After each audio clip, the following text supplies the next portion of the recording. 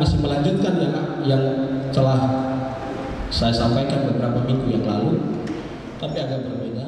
Saya minta bicara tentang eksistensi gereja bagi Tuhan dan dunia menghadapi peradaban manusia. Haleluya. Peradaban kita ini maju sekali. Di luar sana maju sekali. Dan pernah ada kritik terhadap pendidikan, bahwa pendidikan itu ketinggalan itu 16 abad. Dari dulu kita duduk di bangku yang sama. Guru mengajar di depan, pakai kaku, lempar dengan kaku. Tidak ada perubahan dalam dunia pendidikan. Dan saya pikir gereja juga melakukan hal yang sama. Padahal di luar itu sudah berkembang begitu hebat sekali. Topik ini kenapa saya angkat ya? Karena ada krisis yang besar sekali di dalam gereja, dalam arti eklesia maupun anak-anak Tuhan, ya, yang menyebut dirinya sebagai anak-anak Tuhan. Seharusnya gereja itu menyadari bahwa dia itu dipilih secara khusus, amin, dan diangkat menjadi anak-anak Tuhan ketika percaya. Yohanes pasal 1 ayat 12. Amin ya. Tetapi akhir-akhir ini sepertinya itu tidak banyak dibicarakan. Dan gereja itu seperti pertemuan-pertemuan arisan, filantropi. Filantropi itu apa? Pertemuan untuk mengumpulkan sumbangan. Ya. Pertemuan-pertemuan motivasi, manajemen diri. Saudara datang di sini bukan untuk mendengar motivasi, untuk bagaimana cara hidup yang baik menurut manajemen dunia. Itu di luar sana banyak. Ada Maria Teguh, sekarang ini Mary Riana. Ya. Juga ada banyak sekali. Tapi kita mudah-mudahan Mary Riana itu dasarnya firman Tuhan. Haleluya. Tapi datang di sini itu berbeda. Haleluya. Di sini itu saudara akan dipenuhi dengan kuasa. Haleluya. Karena barang siapa percaya kepada Kristus, sebenarnya dia diberi otoritas untuk menjadi anak-anak Allah. Yohanes pasal 1 ayat 12. Di sini ada otoritas dan kuasa yang memenuhi dia. Haleluya. Penting sekali untuk Yohanes 1 ayat 14. Dan 1 Korintus 4 ayat 20 berkata begini, sebab kerajaan Allah bukan terdiri dari perkataan tetapi dari kuasa. Saya tidak ingin untuk kemudian dalam penyampaian firman itu hanya perkataan-perkataan. Saudara harus mengalami kuasa dari hari ke hari. Harus masuk di tadi yang dibilang lorong-lorong, menembus batas-batas yang tidak mungkin dengan kuasa Tuhan. Bagaimana gereja sudah tidak memperhatikan bahwa kuasa itu masih berlaku sampai hari ini. Kita ada di krisis itu, ya. Penting sekali untuk mengerti bahwa ada perubahan status dari manusia duniawi menjadi manusia rohani yang dipimpin oleh Tuhan. Haleluya. Ketika kita dipimpin oleh Tuhan, Efesus 2 ayat 2 itu berkata begini, bahwa Efesus 2 ayat 2, saya minta ditampilkan. Efesus 2 ayat 2, bahwa orang-orang yang tinggal di bawah kuasa dosa, yang belum mengalami Tuhan, itu hidup di dalam roh kedurhakaan. Kamu hidup di dalamnya karena kamu mengikuti jalan dunia ini, karena kamu mentaati penguasa kerajaan angkasa, yaitu roh yang sekarang sedang bekerja di antara orang-orang durhaka. Jadi kita dulu itu masuk dalam golongan orang-orang durhaka, dan itu dikerjakan oleh ada satu roh kerajaan angkasa yang dulu disebut juga tentara-tentara langit, yang dibilang bahwa perjuangan kita bukan melawan darah dan daging, tetapi melawan penguasa-penguasa di udara.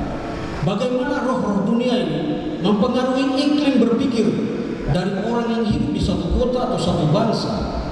Haleluya. Saudara tidak pernah berpikir begini, mengapa lambang Papua Barat itu kasuari? Saudara tidak pernah berpikir itu. Tapi saya pikir, kenapa kasuari?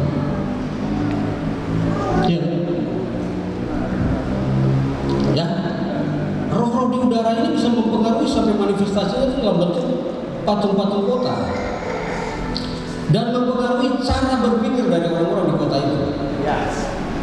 Kalau saudara pergi di Bali, itu sebenarnya itu, minta maaf, alat kelamin laki-laki. Ya, tubuh alat kelamin. Ya, itu berarti ada roh di atas yang mempengaruhi cara berpikir manusia sampai mereka bisa, kok bisa itu? Kalau saya pergi, ada kesempatan kami pergi kelompok saya waktu itu, kita piknik dari Jogja ke sana, kami naik di Bedugul, baru kita dapat cerita itu ada kisah raksasa besar yang suka kawin, dan terakhir itu alat kelaminnya dipotong sama orang sakti, gitu ya, dan itu kemudian dijadikan sebagai maskot. Tapi roh percabulan dan persinahan di Bali itu tidak terkendali meskipun kelihatannya baik. Haleluya. Saudara pikir baik-baik. Kita sebut kota Injil itu apakah sampai di situ? Ya. Sorong berubah nama jadi kota bajingan. Ya, saudara. Jadi kota bajingan katanya sekarang. Dan angka perampokan, jambret itu naik begitu luar biasa sekali. Dan saya minta supaya gereja bangkit. Haleluya. Menyadari bahwa ada iklim mikro bahkan makro di udara yang dikuasai oleh penguasa-penguasa udara, dan itu mempengaruhi cara berpikir kita. Kenapa aku malas berdoa? Di Ambar ini ada beberapa orang yang ketemu, bahkan teman baik saya ketemu di ruang kerja. Itu cuma lihat kaki sih. Dan banyak orang sudah ketemu, termasuk mantan pendeta di Petrus. Oh, penguasa udara itu raksasa besar. Ya. Itu seperti tidak kelihatan, tapi gereja bangkit, ayo kita lawan penguasa udara. Haleluya. Ini yang menawar. Roh-roh dunia ini menawar. Lalu mereka membuat benteng-benteng keangkuhan manusia. Itu ada ayatnya. Ujungnya itu penolakan terhadap Kristus. 2 Korintus 10 ayat 5 kita tampilkan. Makanya kita bilang ini, kami mematahkan setiap siasat orang dan merubuhkan setiap kubu yang dibangun oleh keangkuhan manusia. Jadi siasat orang itu dari roh-roh di udara itu. Siasat-siasat jahat yang membuat sehingga tidak bisa orang lain maju, menahan orang di dalam kutub. Ya, kemudian merubuhkan setiap kubu yang dibangun oleh keangkuhan manusia. Jadi keangkuhan manusia itu luar biasa sekali. Bentuknya apa? Saya mengkritik perubahan gaya hidup sekarang. Ada hasil penelitian terbaru yang menunjukkan bahwa standar hidup manusia itu berubah. Kemakmuran ukurannya berubah. Dari semula misalnya harus punya rumah mewah, mobil 2 misalnya, mobil yang bagus, mahal, berpakaian rapi dan sebagainya. Sekarang tidak. Sekarang itu dibilang kemakmuran digital. Kemakmuran digital itu apa? Itu orang pergi di tempat-tempat yang orang lain tidak datang, kemudian foto, selfie, di-upload, minta di-tag, minta like, ya, makan, kirim.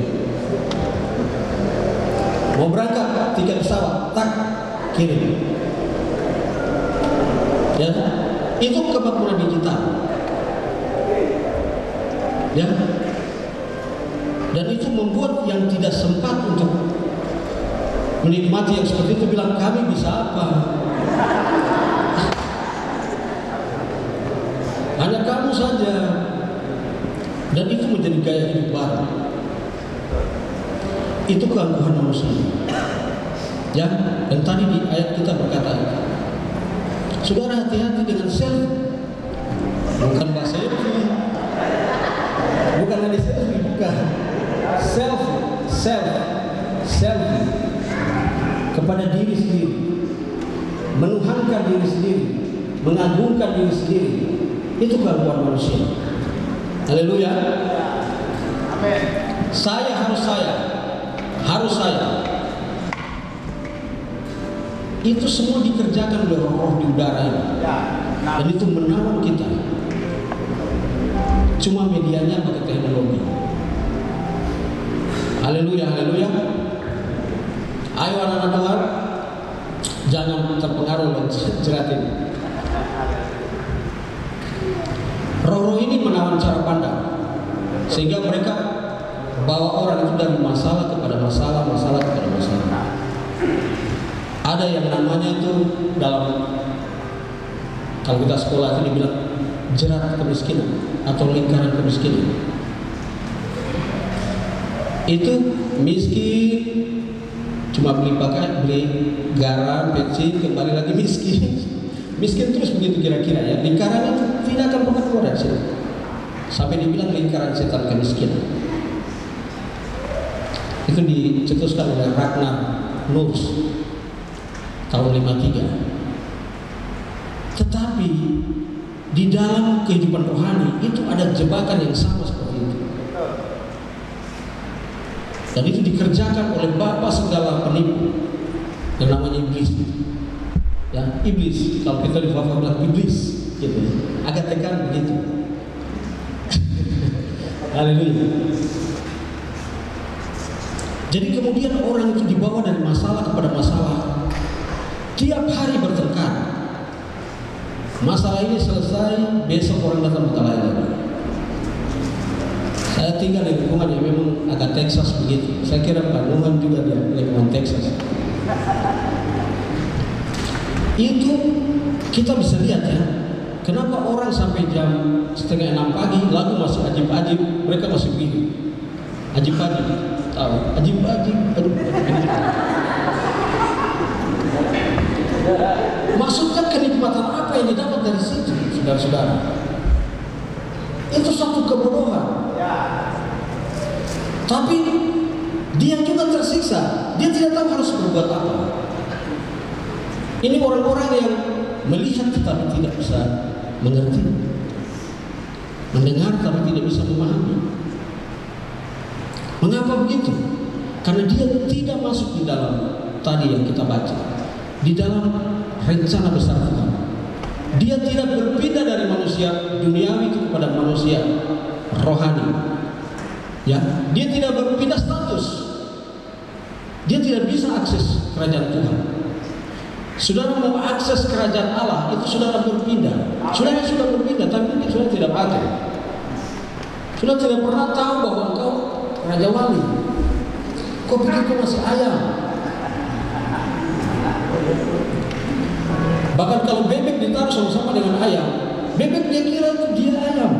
Dapat air dia menghidap, air.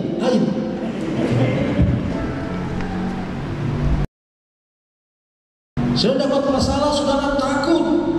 Tapi firman Tuhan berkata, lawan itu supaya iblis lari daripada. Ya. Jadi saya bilang, mari ayo gereja bangkit. Kita harus hati-hati terhadap roh-roh ini. Ya, mereka menawan kita. Yohanes 8 ayat 44, coba ditampilkan. Iblis yang menjadi bapamu dan kamu ingin melakukan keinginan-keinginan bapamu.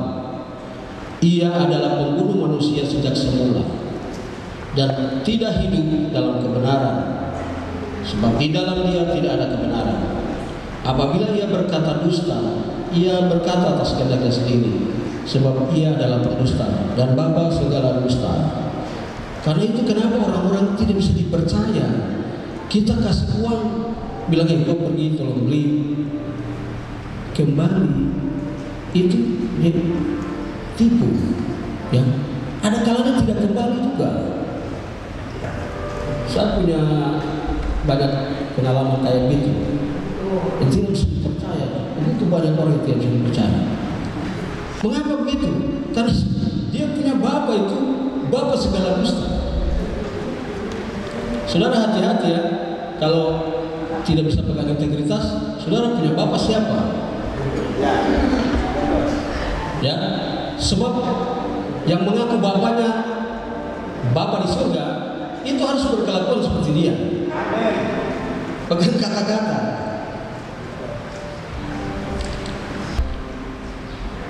Yohanes 8 ayat 43. Apa sebabnya kamu tidak mengerti bahasaku? Sebab kamu tidak dapat menangkap firman-Ku. Tuhan Yesus yang bilang, tidak bisa tangkap. Kenapa? Frekuensi beda. Frekuensi beda. Halo, ada masuk dalam frekuensi tidur siang hari ini? Mari masuk di dalam frekuensi Tuhan supaya kita bisa mengerti bahasanya. Kita bisa mengerti maksud dan tujuan Tuhan dalam hidup kita. Itu untuk memuliakan Dia. Kita itu diciptakan untuk tujuan-tujuan Dia. Untuk tujuan Dia itu berarti menyerahkan hidup kita untuk diatur oleh Dia. Galatia 4 ayat 6 dan 7. Dan kamu adalah anak dan seterusnya. Kita berani memanggil Bapa itu sebagai Abba Bapa. Ya. Kalau sudah panggil Abba Bapa, itu berarti kita bisa minta apa yang kita inginkan. Haleluya. Saya bilang sama anak-anak di rumah, nanti kalau berdoa untuk pisang goreng itu tidak berdoa, makan pisang goreng tidak berdoa, makan untuk mau minum teh tidak berdoa, nanti makan gado-gado tidak berdoa, tapi kalau makan lele dengan minum berdoa. Itu berarti tidak menganggap bahwa pisang goreng itu bagian dari berkat Tuhan. Halo, bertobat. Kalau beli ini apa, tempe tahu isi di pinggir jalan itu tidak masuk dalam rencana Tuhan. Jadi langsung begini saja. Tidak. Dalam segala hal libatkanlah Tuhan. Amin. Sebab engkau sudah berubah status. Amin. Dalam nama Yesus maka banyak itu dalam nama Yesus ya. Itu paling gampang. Ada yang bilang nama Jacob. Jacob bagaimana? Itu tidak menghargai Tuhan. Berdoalah sedikit. Haleluya.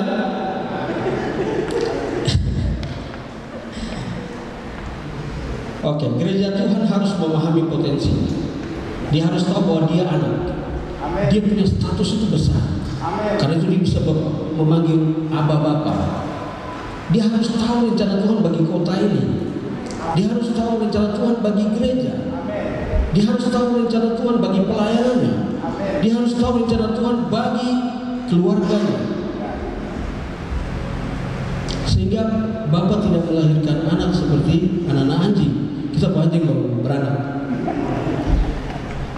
Anak-anak bilang, mana suaminya? Kita minta pertanggungjawaban. Beranak suaminya tidak datang, itu bagaimana? Kita manusia yang dimuliakan oleh Tuhan. Bapak-bapak tanggung jawablah terhadap anak dan istri. Haleluya. Haleluya. Bukan anjing Mili itu, saya punya anjing namanya Mili, gitu ya. Tapi anak-anak Tuhan yang luar biasa. Saya nonton Muhammad Ali diwawancara. Dan mengapa Muhammad Ali masuk ke agama lain? Karena rupanya ada kepahitan dalam hatinya. Kepahitan kenapa? Dia dari kecil dia tanya sama dia punya mama, "Mama, kenapa Sinterklas harus bule? Harus putih? Kenapa Sinterklas harus putih? Malaikat putih, Tuhan Yesus putih, semua putih. Saya tidak pernah lihat malaikat yang hitam." Berarti kalau kita pergi di surga, mungkin malaikat yang hitam itu ada putar kopi susu di belakang. Dan itu menimbulkan sakit hati sampai besar ya. Karena dia tidak bisa mengerti rencana Tuhan. Bahwa manusia baru kan belum tentu saya black begini Pak. Ya. Kan kita tidak tahu ini hanya di dunia. Atau belum tentu juga putih. Mungkin kulit kita setengah hitam setengah putih, tapi tidak belang-belang. Ya, kita tidak tahu itu.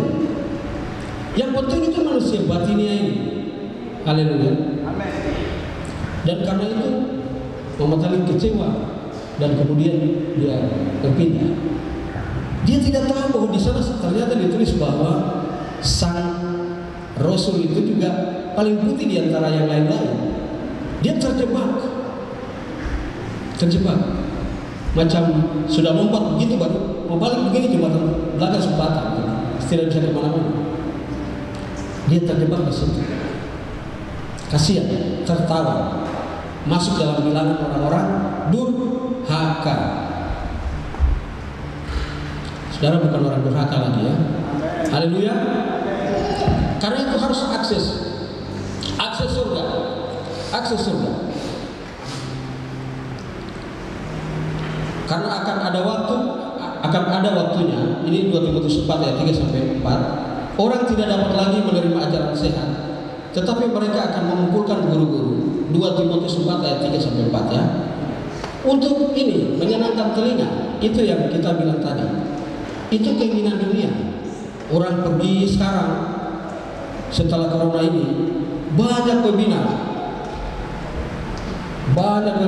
seminar online. Saya sampai tidak tahu mau ikut yang mana, tinggal mana. Akhirnya saya putuskan saya tidak ikut mana-mana sudah. Baca kitab saja. Haleluya. Baik. Di zaman Paulus itu ada tantangan yang luar biasa sekali terhadap gereja. Tantangannya apa? Tantangannya itu yang tadi kita sebut sebagai keangkuhan manusia. Tantangannya adalah ajaran Epikurus dan Stoa, ajaran filsafat. Ajaran filsafat. Ada 3 sebenarnya. Tapi yang paling kuat itu 2 ini, ajaran Epikurus dan Stoa. Mereka 2 ini punya pandangan yang sama, pandangan tentang etika, bahwa yang paling penting itu kesenangan. Paling penting itu kesenangan. Jadi yang dimaksud dengan kesejahteraan itu senang. Pokoknya senang. Kesenangan ini bisa berupa kesenangan rohani, jadi pergi traveling kemana-mana, senang-senang. Mau lepas pakaian sampai tinggal bikini, itu bagian dari kesenangan.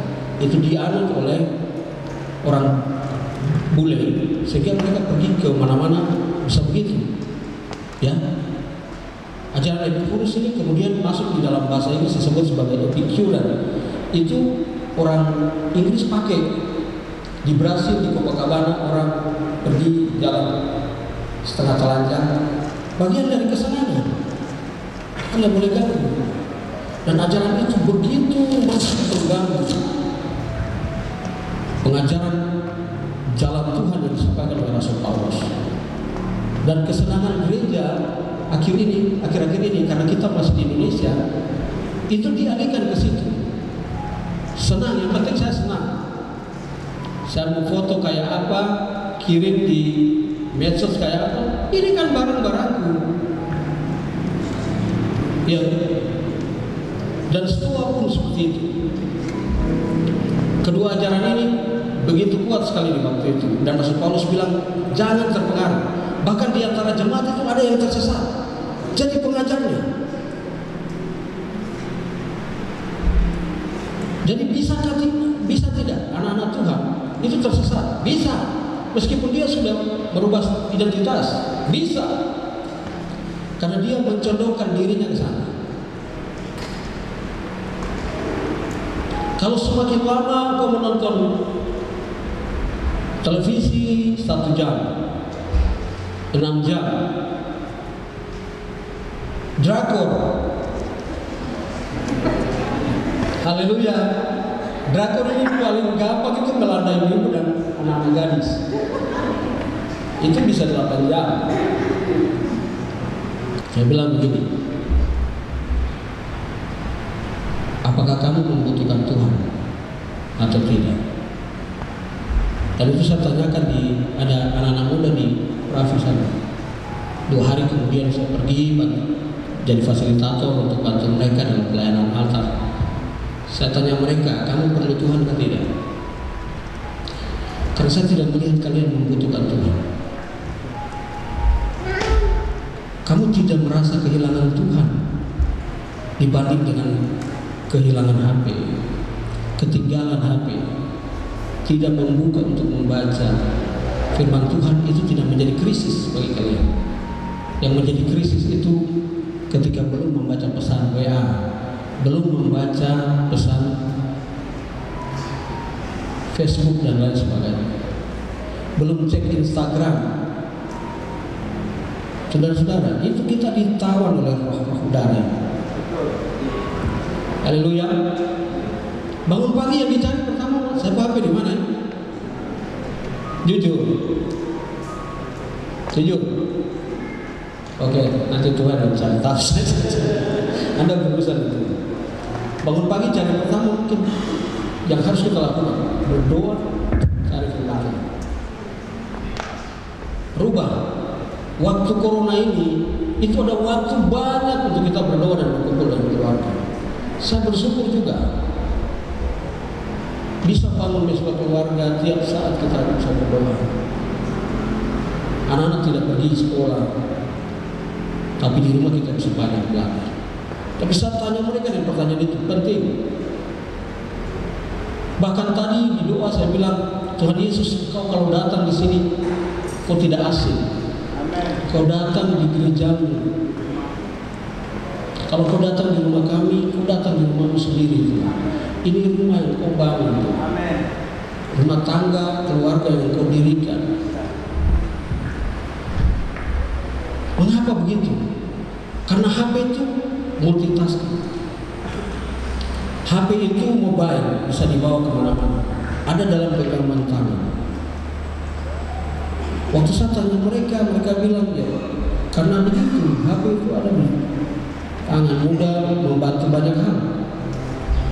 Bisa ganti telepon kabel, bisa ganti televisi, ya kan? Dan banyak hal ada di HP. Dan itu saya kira tantangan gereja yang sesungguhnya di abad ini. Apakah gereja ketinggalan? Tidak. Kita punya software yang jauh lebih kuat, lebih canggih daripada itu.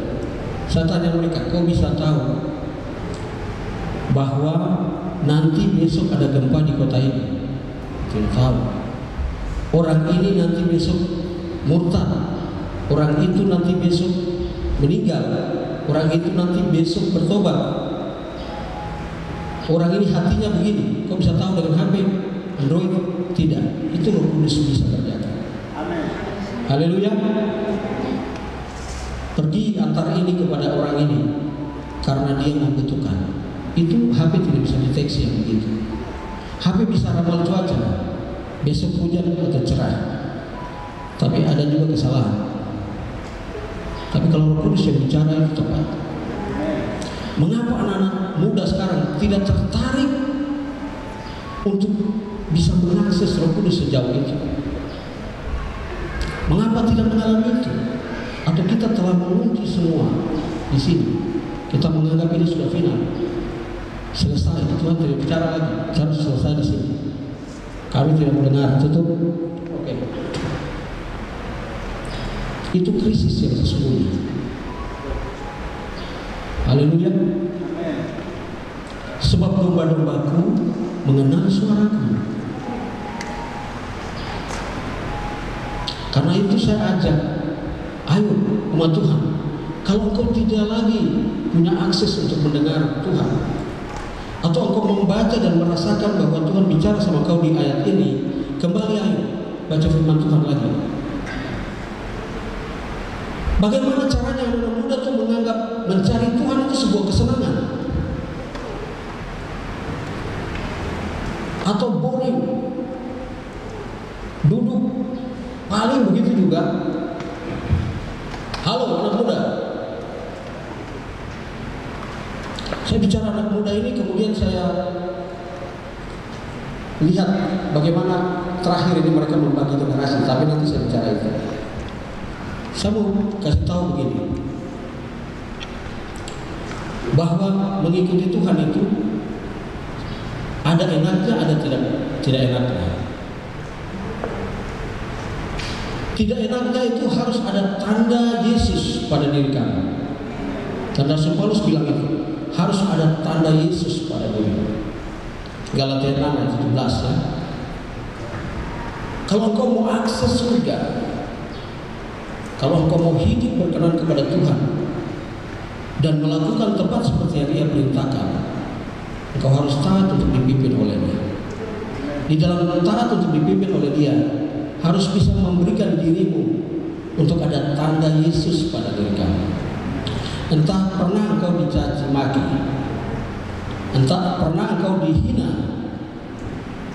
bahkan secara fisik pernah ada tanda, atau karena melayani Tuhan engkau pernah lapar sampai akhirnya kena mah, ya, atau karena melayani Tuhan engkau pergi tidak ada makanan sampai pernah kau sakit.